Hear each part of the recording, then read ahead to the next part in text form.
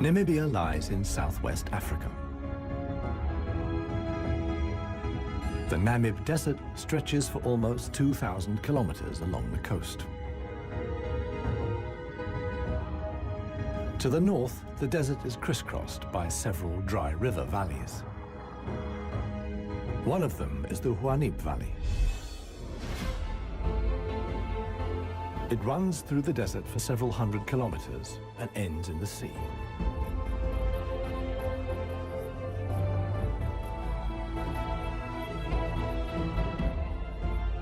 Water flows here once, at most twice a year.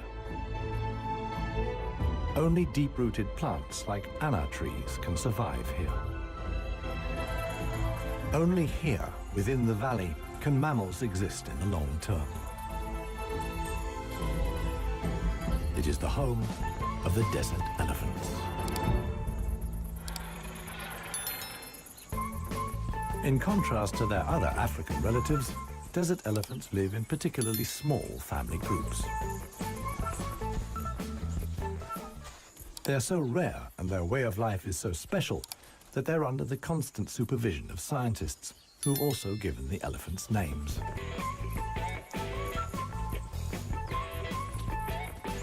The head of this family is alpha cow Clarissa. The animals don't leave her side for a moment. Only Clarissa knows how to survive in this extreme environment. The shoots of the anna tree are now ripe.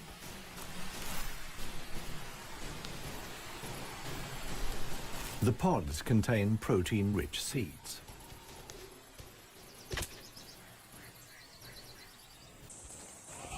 Clarissa has known every one of these trees since her childhood.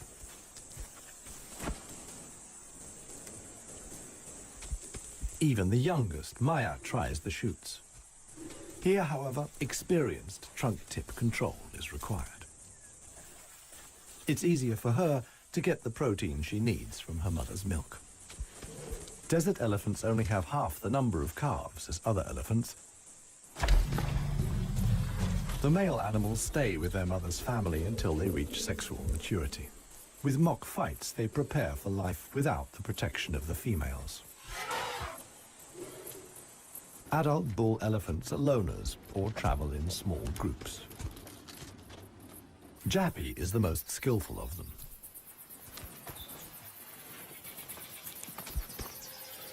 His younger brother watches enviously as Jappy brings down apparently unreachable branches from the tree.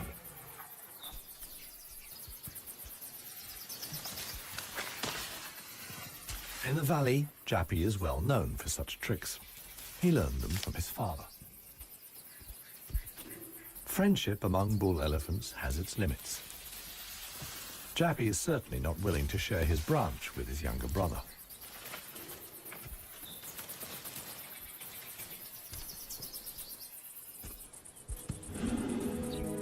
Their father, one tusk, is now nearly 60 years old. His trademark is the missing right tusk, lost long ago in a hierarchical battle.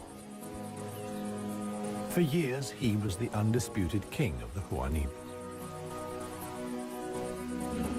Now he lives in seclusion. One tusk's legs are weak. He can no longer keep up. The aging bull is already being watched by a male jackal, which lives in the Huanib Valley with its partner. Jackals mostly hunt smaller animals, but they wouldn't turn their noses up at a dead elephant.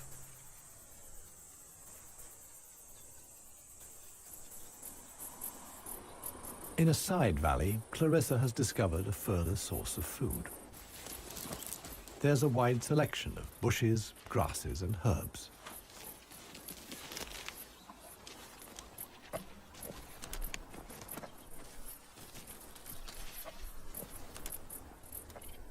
The elephants' climbing skills far surpass those of their savanna-dwelling relatives. This, too, is a form of adaptation to their special habitat.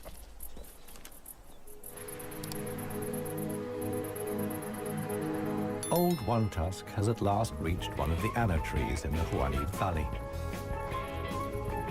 But Clarissa and co. haven't left very much for him to eat. He desperately searches for something edible in the remnants. In vain.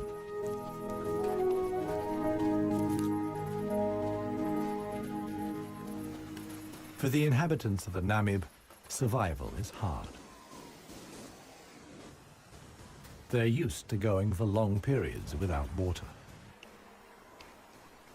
Many get liquid from their food or know secret sources of water. Regardless of size, every green leaf contains a minimum of liquid worth harvesting.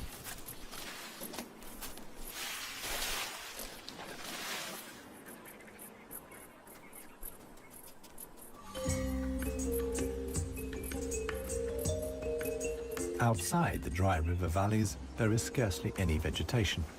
Here, only extreme specialists survive. The Namib desert beetle is no bigger than a fingernail. As all animals, it depends on water for survival and has developed a special strategy.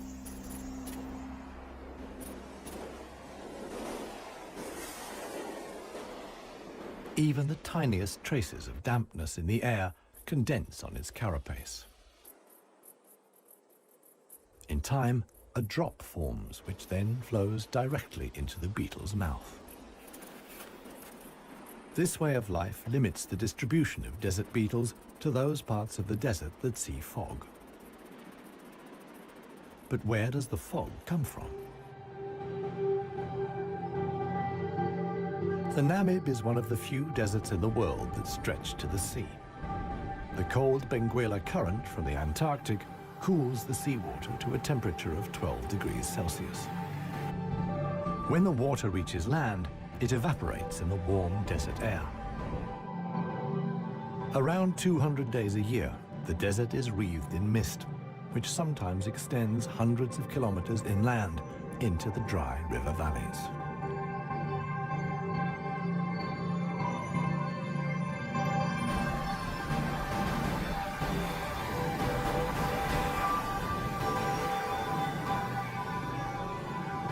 The Benguela current doesn't only bring fog, it's also rich in fish. The animals that benefit most are the brown fur seals.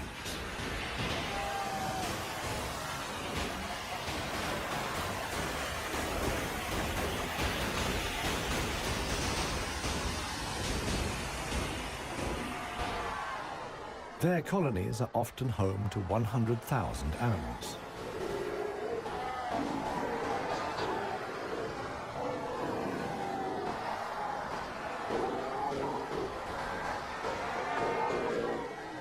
Right now, there's good reason for so many seals to congregate here. The mating season is just beginning.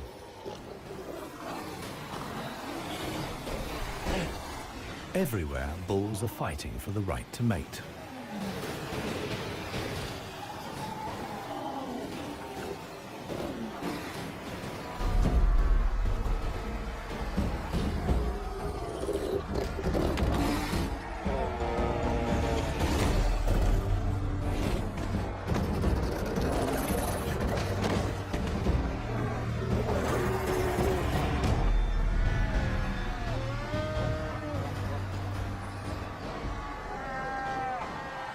The strongest conquer a whole harem and then have their flippers full.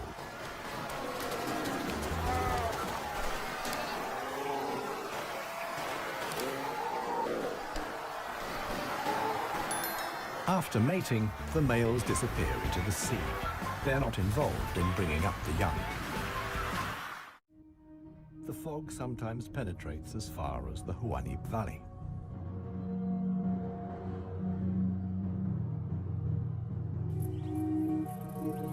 Now, even the biggest animals benefit from the moisture contained in the fog.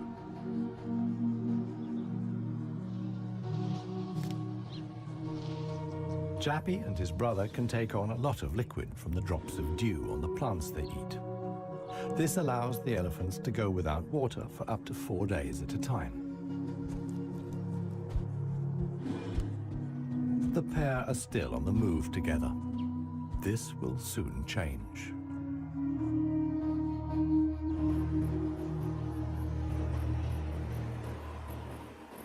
As the fog lifts, the sun illuminates a very special event.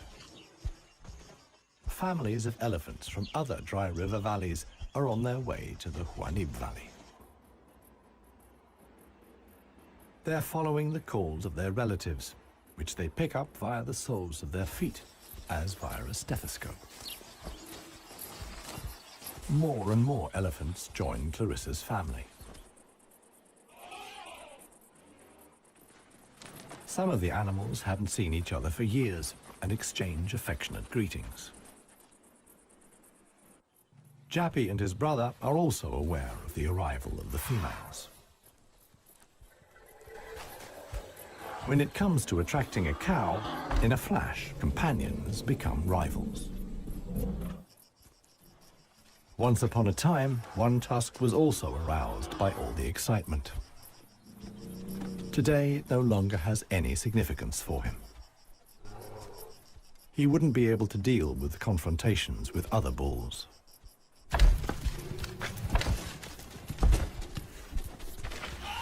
His sons and grandsons, on the other hand, are very excited. For them, it's important to make the most of the female's willingness to mate and prevent others from taking advantage. In the end, however, Jappy only manages to achieve his goal by means of a trick.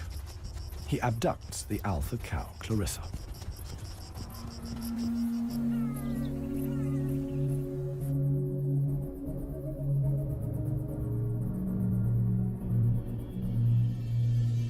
While many of the inhabitants of the valley spend the night hours asleep, this is the time of the real desert dwellers. The Namib sand gecko is only active at night. In the darkness, the little predator looks for crickets and spiders.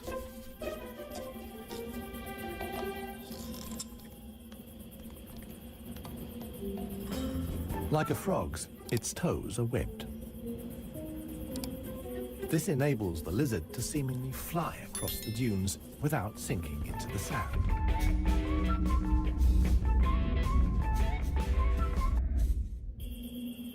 But it also needs to be on the lookout.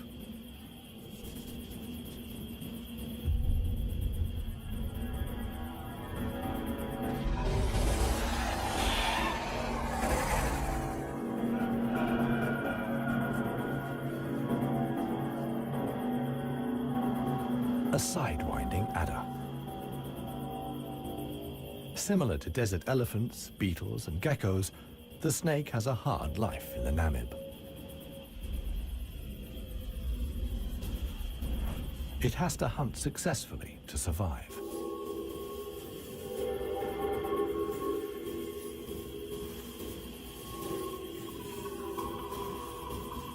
Once it finds a good spot for an ambush, it goes to ground.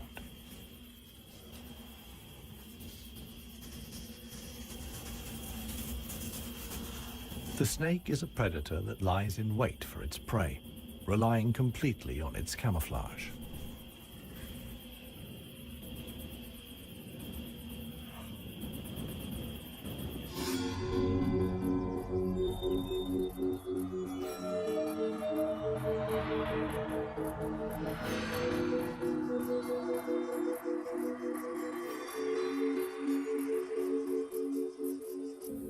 For the sensitive gecko, it's time to go. In the sun, it would quickly dehydrate. Here, too, webbed feet come in handy. The lizard uses its legs as scoops to quickly dig out astonishing underground passages. It can make tunnels 1 meter long into the ground.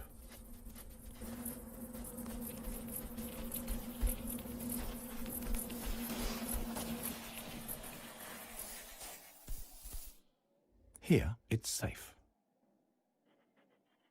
Up at ground level, another gecko isn't in quite such a hurry. With good reason. The fog is coming.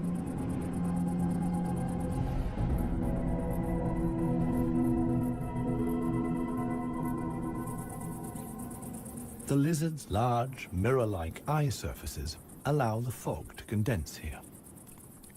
At last, water.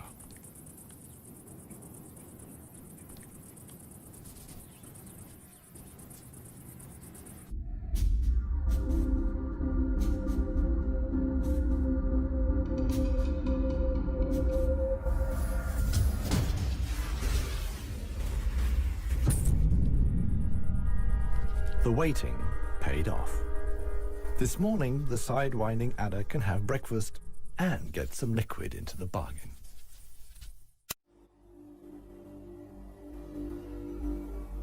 The Namibian winter is coming to an end, and with it, the mild climate brought by the fog. Relentless heat descends on the Wallowing Valley. 40 degrees Celsius in the shade. This is approaching the limit for even Clarissa's family.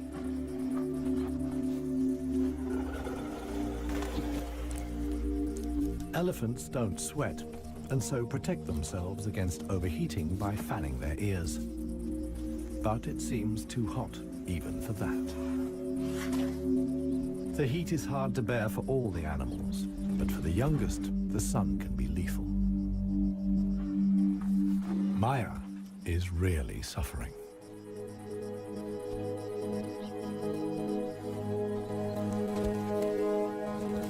One tusk mobilizes all his efforts for one last attempt at an anna tree.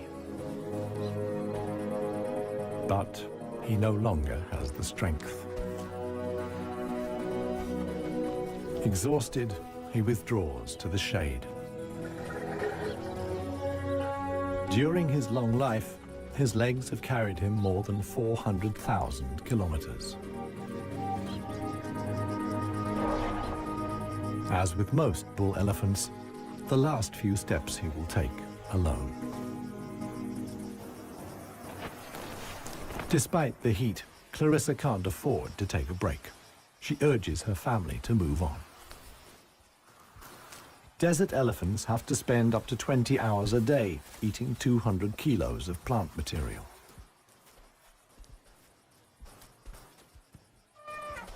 As tiring as that may be, Clarissa's family have no choice. One young bull is already so exhausted that he sleeps through the signal to move off. He only wakes up when the other elephants are already out of sight.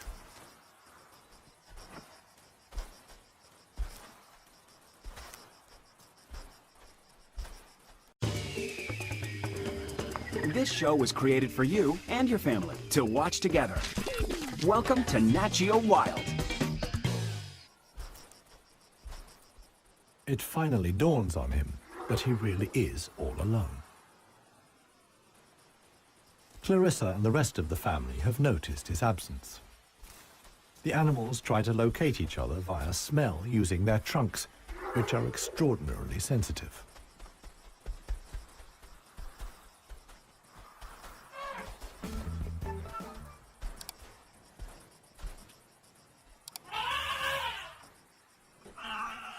In the end, it's Maya who gives the decisive call.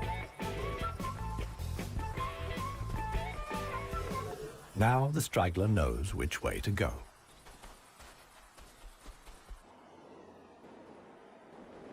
The extremely dry period shows no sign of coming to an end. 1 week later, the heat and the elephants have combined to decimate the plant life in the Wallowing Valley. Vultures take up positions on the trees on the edge of the valley. Their time will come when the other animals can find nothing more to eat.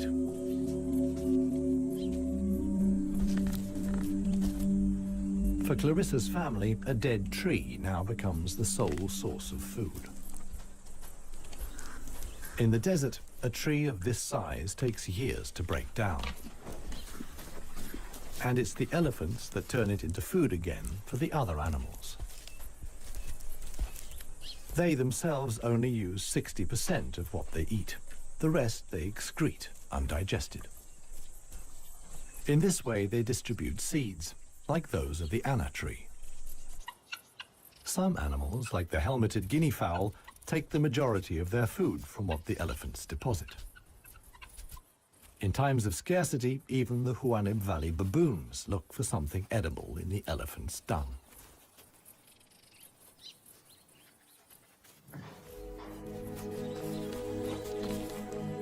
Old One Tusk has one more go at the wood.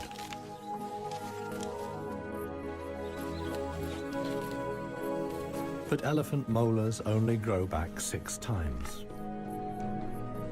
One Tusk's teeth are worn out, and his attempt to eat wood the way he used to is doomed to failure. In other parts of Africa, older elephants seek out swamps where they can live for a while longer on softer leaves.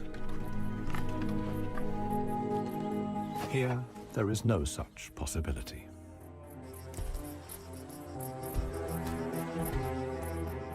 For Clarissa, too, the situation is becoming threatening. She and her family must leave the valley and seek food and water elsewhere. Other families join the trek. Only Clarissa's knowledge of hidden water sources can save them now.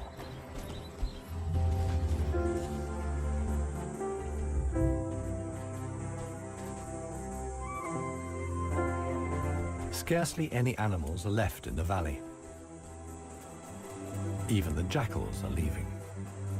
In their search for food, they will move along the Huanib Valley until they reach the coast. Only One Tusk is too old and too tired for the trek. The one thing that could save him now is rain that would let soft grass grow. With this slim hope, he remains behind.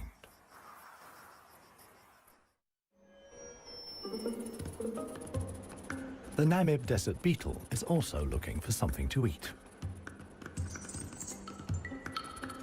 In contrast to most of the desert dwellers, it is not seeking fresh young shoots. The beetle is on the lookout for plant residues.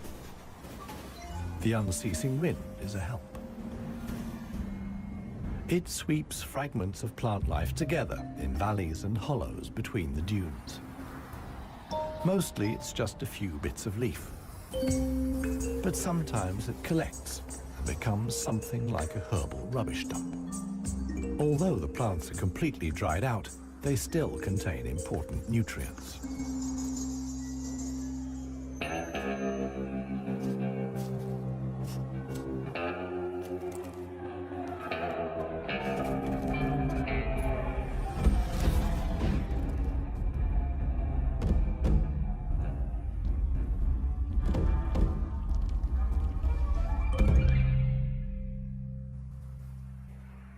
The Namakwa chameleon is one of the most dangerous hunters in the Namib Desert. For desert beetles, at any rate. But the beetles don't usually make it quite so easy.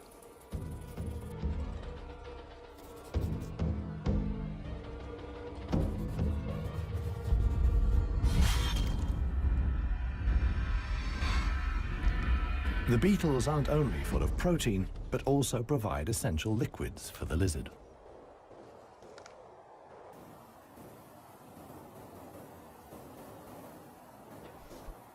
Namakwa chameleons are the biggest reptiles the Namib can support. In contrast to the mammals, they can't undertake long migrations to look for food and water. Similar to the Huanib, a river once flowed here. Along its banks, animals like chameleons penetrated deep into the desert. Hundreds of years ago, the dunes slowly invaded the riverbed and cut off the water supply. This process was so slow, however, that the animals had time to adapt to the new conditions.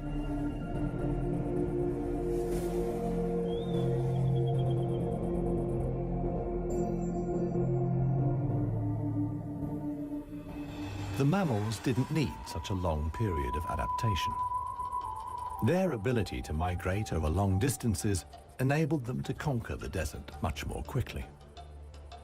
The pair of jackals will soon reach the coast.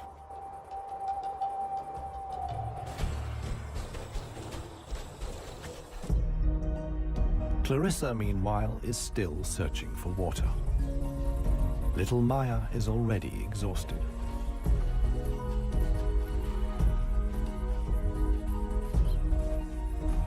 The group has to keep stopping. The animals are reaching the limits of their strength. Clarissa can produce less and less milk for her daughter. Suddenly, a commotion as Maya sinks to her knees. But Clarissa urges her offspring onwards. It is their only chance.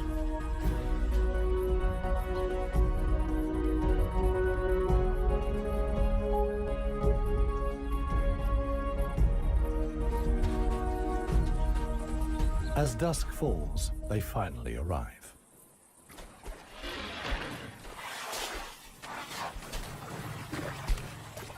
Thanks to Clarissa's knowledge, there's something to drink at last.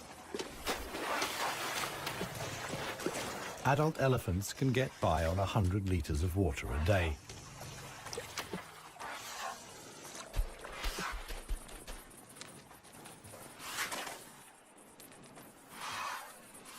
The subsequent dust bath serves to protect the elephant's skin from the relentless sun.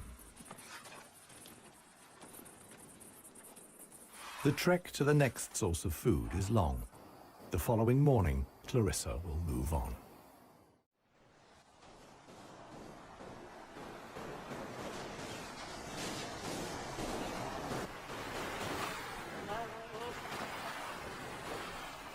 The jackals have finally reached the sea and move southwards along the coast.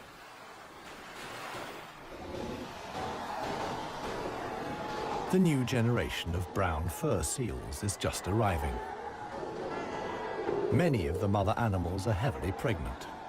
This young mother hasn't long to go.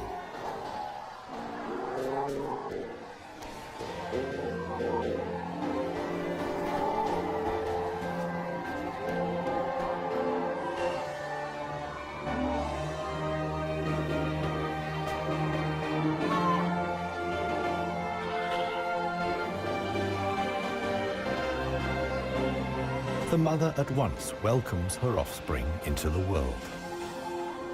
Each voice and scent is as unique as a fingerprint. The ritual creates an unbreakable bond between mother and pup. Directly after the birth, the pup has to be suckled.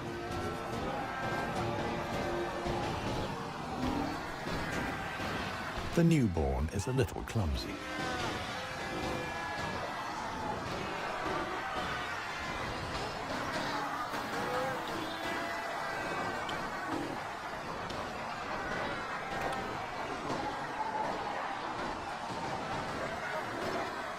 The young mother is not alone.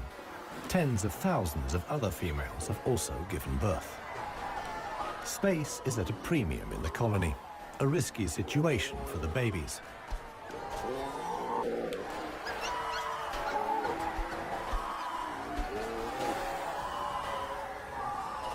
To minimize the danger, the seals organize a kindergarten. Many of the mother animals leave their newly born pups here.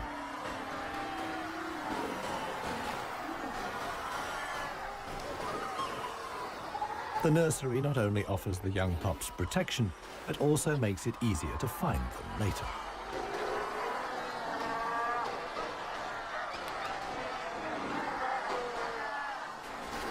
The mother seals have to go out hunting every day to make sure their milk is nutritious enough for the young.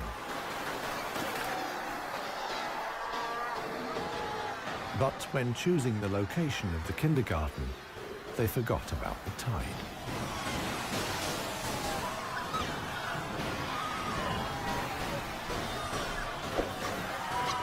The pups fight desperately against the onslaught of the waves. The baby is washed out to sea along with the other newborn seals.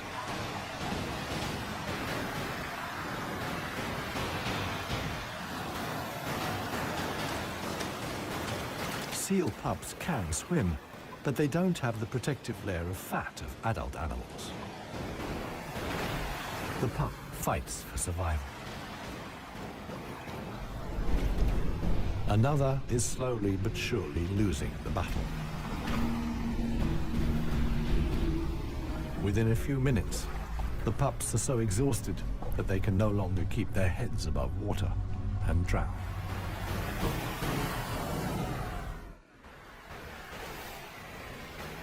The next morning reveals how great the danger posed by the sea is for the seal pups. The shore is full of little corpses, washed up by the tide.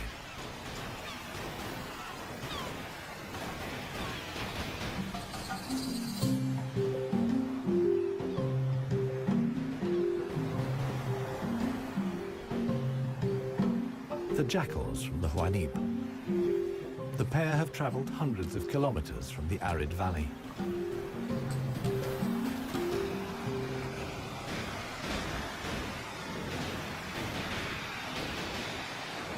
The seal colony is now their only chance of food.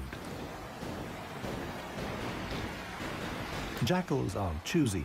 For them, eating carrion is nothing unusual.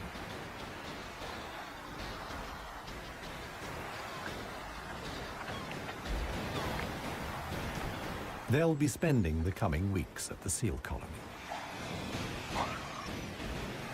Only when the pups are old enough to swim enduringly, and thus the supply of food runs out, will the jackals return to the Huanib Valley.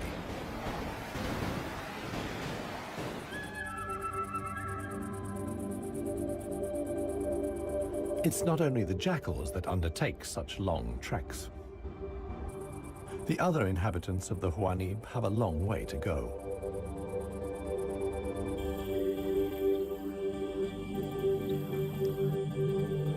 An oasis hidden deep in the desert. Oasis.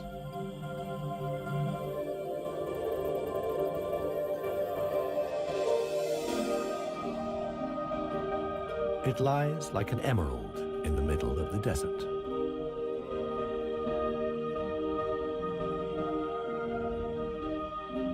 A thin band of loose vegetation lines the watering hole.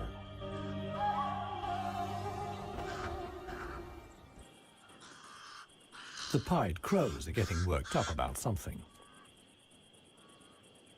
Visitors. Big visitors. The legendary desert lions.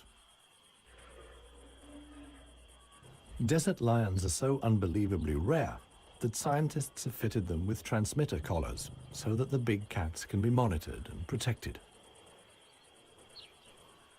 Two females have taken up positions in the undergrowth with their young. The experienced predators know that it's just a matter of watching and waiting.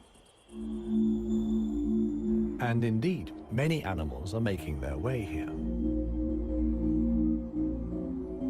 The oryx's numbers have thinned noticeably. Some are lagging far behind the main column.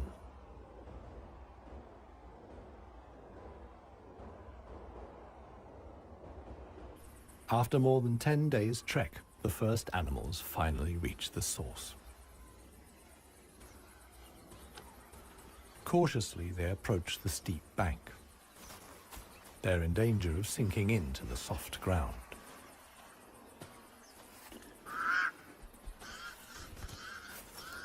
The pied crows sound the alarm again. The lioness's patience has been rewarded. They've caught one of the stragglers. One lioness keeps the oryx in check on the ground. The hunting lioness is completely exhausted. Fighting the antelope has taken the last of her strength.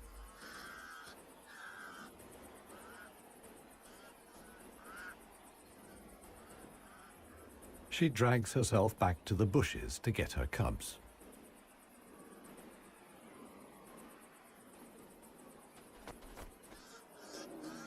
The other lioness keeps the pesky crows at bay.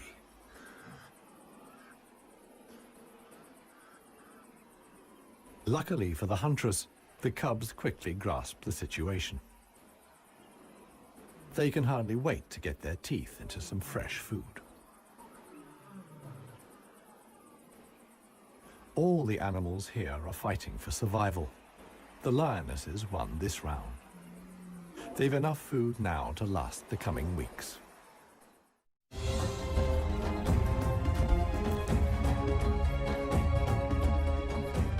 Clarissa and her family have finally reached the neighboring Dry River Valley.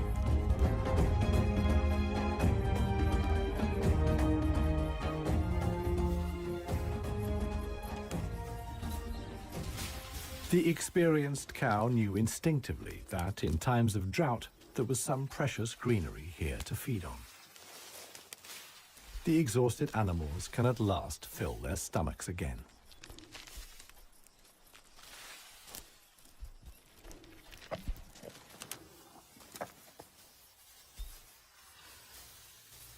And this is how a happy, full-up baby elephant looks. Maya in paradise.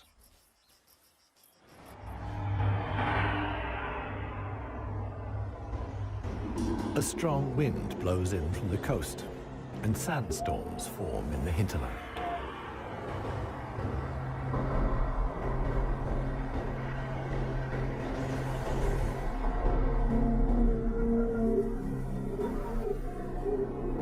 They reach the river valley where Clarissa and family had found food and shelter.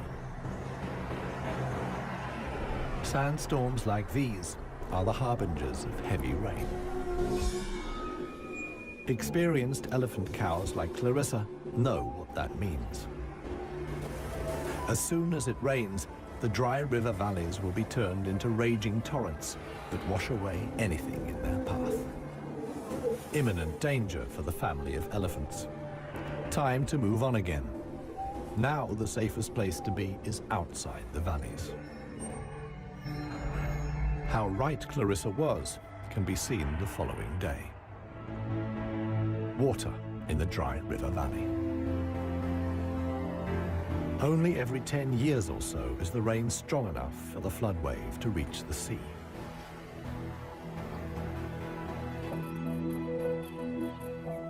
Just a few days later, the first green shoots begin the transformation of the dry river valleys.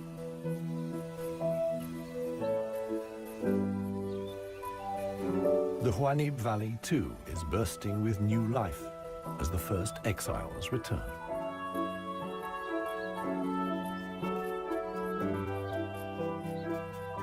For one animal, however, the rain came too late. Old One Tusk succumbed to hunger before the first drops fell. The jackals find his body on the edge of the valley.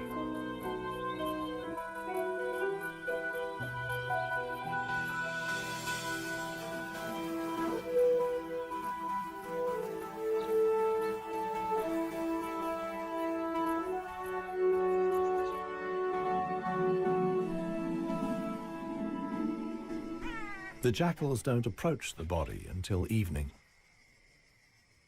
And thus, the circle of life is complete.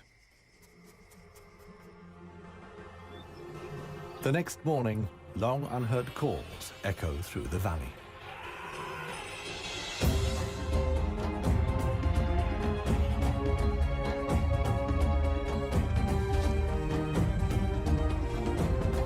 Clarissa is back. Her family survived the floods unscathed. Maya, too, is thriving. At last, the newly greened Huanib Valley comes into view.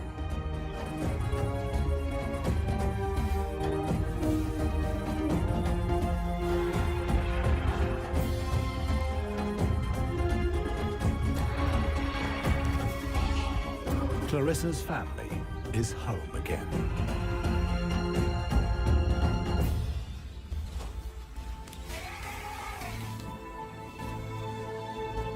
Jappy will pass on the genes of his father, One Tusk, and with them, his strength and intelligence. Clarissa is pregnant with his baby.